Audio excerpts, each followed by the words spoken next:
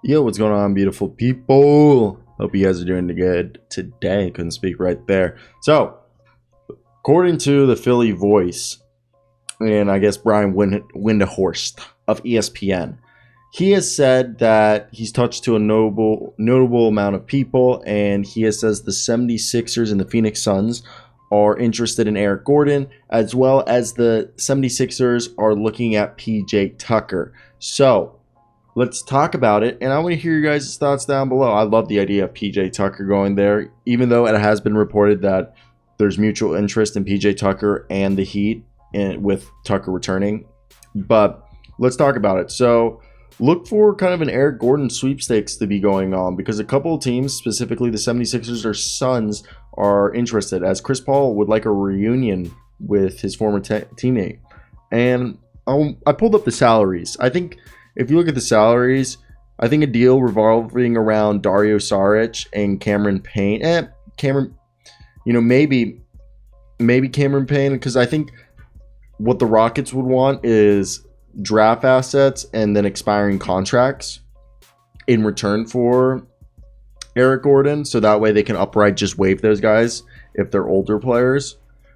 While the Sixers, I think the Sixers could offer the more enticing package. Obviously, the deal would be revolving around the 23rd pick and Danny Green, and I think they would throw Matisse Thybulle and maybe like Jaden Springer in there, and maybe even throw in like Isaiah Joe, or Charles Basie. Charles Basie, the man out of Western Kentucky. That guy, I hyped him up so much. I think Paul Reed's off the table. I think they like him. I mean, I don't think he's off the table, but I think if they had to trade the young guys, it seems like Springer, Isaiah Joe, and Charles Bassey are more expendable than Paul Reed, just because Paul Reed was actually the MVP of the G League. But yeah, so I think, because if you look at what Eric Gordon's making, like $18 million, and you could assume that, with Danny Green, that's $10 million right there. And also, you could think about, they could, instead of trading all those young guys, it could be Furkan Korkmaz, Matisse Thybulle, Danny Green, and a first-round pick, which is the 23rd pick in this year's draft, to the Rockets. I think they'd be fine with that. But it's also been reported that teams rather get next year's draft pick for the 2023 draft instead of the 2022 draft, because people are very low in confidence with this player. They think it's a very weak draft class. So maybe they'd rather have the 23rd pick and a future pick, so maybe 2 first-round picks, this year's pick and a future pick, and instead of taking on Korkmaz, and as part of they'll do Danny Green, Matisse Thybulle, and then have them package, a combination of Isaiah Joe, Charles Bassey, and Jaden Springer, which isn't.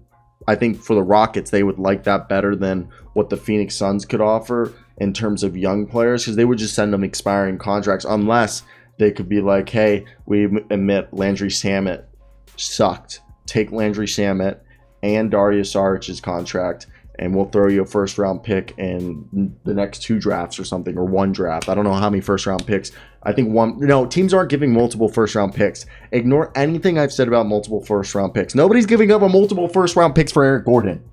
Maybe I'm wrong, but that's kind of how I feel about that. And I'm going to stick by that.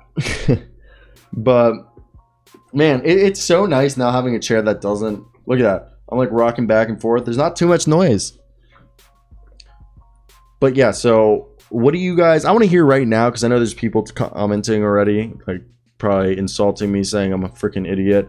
I don't know crap about crap. But hey, I think it's interesting. Also, PJ Tucker deal, he's probably going to get close to the full mid-level exception, I assume, right? That's fair to assume, because he seems like the type of guy who deserves that. Maybe I'm wrong, but hey, I want to hear your thoughts. That's really all I have to say. I have a daily NBA show. Links in the description if you guys are into that. It's fun. It's a good time. Nothing too wild, but my family's coming tonight just to stay the night, so I think it's cool. Like, in terms of, you should check out the NBA show. Also, Fuddruckers is so good.